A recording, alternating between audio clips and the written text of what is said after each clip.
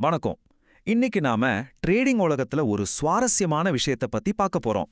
ஒரு பக்கம் மின்னல் வேகத்துல இயங்குற கம்ப்யூட்டர் ப்ரோக்ராம்ஸ், இன்னொரு பக்கம் மனுஷனோட அனுபவமும் உள்ளுணர்வும். இதுல எதுக்கு இன்னும் இடம் இருக்கு? வாங்க, இந்த மனுஷங்க செய்யற ட்ரேடிங் கலைய பத்தி கொஞ்சம் ஆழமா பார்க்கலாம். ட்ரேடிங் பத்தி பேசும்போது நம்ம எல்லாருக்குமே வர்ற ஒரு முக்கியமான கேள்வி இதுதான். நம்மளோட மூளைக்கு இருக்கிற அனுபவம் பெருசா இல்ல கம்ப்யூட்டரோட வேகம் பெருசா? எது உண்மையிலேயே மார்க்கெட்டை ஜெயிக்க உதவும்? வாங்க, இதை பத்தி தான் நம்ம இன்னைக்கு விரிவா அலச போறோம். இந்த விவாதத்துல ரெண்டு முக்கியமான வீரர்கள் இருக்காங்க.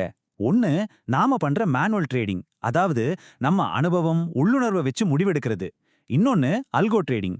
இது முழுக்க முழுக்க கம்ப்யூட்டர் ப்ரோக்ராம்ஸ் தான். வேகமும் துல்லியமும் தான் இதோட பலம். சரி, இந்த 5 தலைப்புகள்ல மனுஷங்க செய்யற ட்ரேடிங்க ஏன் ஒரு தனித்துவமான கலையா பாக்குறோம்னு ஒன்னொன்னா பார்க்கலாம்.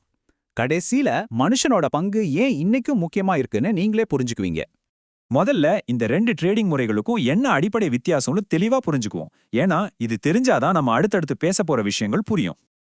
அல்கோ ட்ரேடிங்னா என்னன்னா, அது ஒரு ரோபோ மாதிரி. நீங்க ஒரு சமையல் குறிப்பை கொடுத்துட்டா அது ஒரு துளி கூட மாறாம கச்சிதமா சமைச்சு கொடுக்கும். ரொம்ப வேகம், ரொம்ப துல்லியம். ஆனா அதுக்கு எந்த உணர்ச்சியும் கிடையாது. ஆனா மேனுவல் ட்ரேடிங் அப்படி இல்ல. அது ஒரு திறமையான ஷெஃப் மாதிரி. அவரோட அனுபவம், உள்ளுணர்வை வச்சு அப்போதைய சூழ்நிலைக்கு ஏத்த மாதிரி அந்த சமையல் குறிப்பை கொஞ்சம் மாத்தி இன்னும் சூப்பரா ஒரு டிஷ் செய்வா இல்லையா? அது மாதிரி தான் இதுவும். அந்த ஷெஃபோட திறமை மாதிரி தான் ஒரு மேனுவல் ட்ரேடரோட மிகப்பெரிய பலமே சூழ்நிலைக்கு ஏத்த மாதிரி தன்னை மாத்திக்கிறது தான். அதை இப்போ இன்னும் கொஞ்சம் விரிவா பார்ப்போம். இப்போ யோசிச்சு பாருங்க, திடீர்னு மார்க்கெட்ல ஒரு பெரிய நியூஸ் வருது. அப்போ என்ன ஆகும்? கம்ப்யூட்டர் அதுக்கு கொடுத்த கட்டளையை தான் திரும்ப திரும்ப செய்யும். ஆனா ஒரு மனுஷனால தான் நிலைமைய புரிஞ்சுக்கிட்டே உடனே முடிவை மாத்த முடியும். இது ஒரு சூப்பர் பவர் மாதிரி. இத நம்ம சோர்ஸ் மெட்டீரியல்ல ஒருத்தர் ரொம்ப அழகா சொல்றாரு. சூழ்நிலைக்கு ஏற்ப தந்திரமா செயல்படுறதுக்கு மனுஷங்களால மட்டும்தான் முடியும். இதுதான் மேனுவல் ட்ரேடிங்கோட மொத்த சாராம்சமே. சரி, சூழ்நிலைக்கு ஏத்த மாதிரி முடிவு எடுக்கணும்னா முதல்ல மார்க்கெட்டோட மொழியை புரிஞ்சுக்கணும் இல்லையா? அந்த மொழி தான் இந்த கேண்டில் ஸ்டிக்ஸ். வாங்க அதை பத்தி பார்க்கலாம். இந்த கேண்டில் ஸ்டிக்ஸை பெரிய டேட்டா மாதிரி பார்க்காதீங்க. சிம்பிளா சொல்லணும்னா, இது வாங்குறவங்களுக்கும் விற்கிறவங்களுக்கும் நடக்கிற ஒரு கயிறு இழுக்கிற போட்டி மாதிரி. யார் ஜெயிக்கிறாங்கன்னு காட்டுற ஒரு கதை தான் இது. இப்போ ஒரு பெரிய பச்சை கேண்டில் தெரியுதுன்னா அதுக்கு என்ன அர்த்தம்? அன்னைக்கு வாங்குறவங்க ரொம்ப பலமா இருந்து விலைய மேல கொண்டு போயிருக்காங்கன்னு அர்த்தம். மார்க்கெட்ல ஒரு பாசிட்டிவ் எனர்ஜி இருக்குன்னு நாம புரிஞ்சுக்கலாம். இதுக்கு நேர்மாறா ஒரு பெரிய சிகப்பு கேண்டில் வந்தா விக்கிறவங்களோட கை ஓங்கி இருக்குன்னு அர்த்தம். அவங்க விலைய கடுமையா கீழே தள்ளுறாங்க. மார்க்கெட்ல ஒருவித பயம் இருக்குன்னு சொல்லலாம். இந்த ஹேமர் மாதிரி சில பேட்டர்ன்ஸ் ரொம்ப முக்கியம்.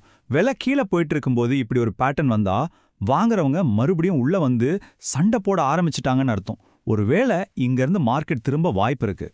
மார்க்கெட்டோட மொழியை புரிஞ்சுக்கிறது ஒரு பெரிய சேலஞ்சுனா, அதை விட பெரிய சேலஞ்ச் ஒன்று இருக்கு. அது நம்ம மனசுக்குள்ள நடக்கிற ஒரு போராட்டம். நம்மளோட உணர்ச்சிகளை கட்டுப்படுத்துறது தான் அது. நம்மளோட நல்ல ட்ரேடிங் பிளானை கூட கெடுக்கக்கூடிய 2 எதிரிங்க இருக்காங்க. ஒன்னு பேராசை. இன்னும் கொஞ்சம் லாபம் வரட்டும்னு வச்சிருந்து கடைசியில நஷ்டத்துல முடிப்போம். இன்னொன்னு பயம். லேசா நஷ்டம் வந்த உடனே பதட்டத்துல வித்துடுவோம். அப்போ இதுக்கு என்னதான் தீர்வு? நம்ம உணர்ச்சிகளை ஜெயிக்கிறதுக்கு லாஜிக்கா பயன்படுத்தணும். அதுக்கு சில டூல்ஸ் இருக்கு. முதல்ல ட்ரேட் பண்றதுக்கு முன்னாடியே ஒரு பிளான் வேணும். அடுத்து ஸ்டாப் லாஸை சரியா பயன்படுத்தணும். இந்த ஸ்டாப் லாஸ் உண்மையிலேயே ஒரு பாதுகாப்பு வலை மாதிரி தான். எவ்வளோ நஷ்டத்தை ஏத்துக்க முடியும்னு நீங்க முன்னாடியே முடிவு பண்ணிடுறீங்க. அதனால மார்க்கெட் இறங்கும்போது பதட்டத்துல தப்பான முடிவை எடுக்காம அது உங்களை பாதுகாக்கும்.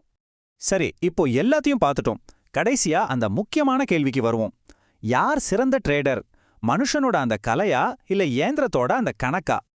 இங்க நாம முக்கியமா புரிஞ்சிக்க வேண்டிய விஷயம் இதுதான். மேனுவல் ட்ரேடிங்கிறது ஒரு மிஷினை விட வேகமா இருக்கிறதல்ல. அது ஒரு கலை.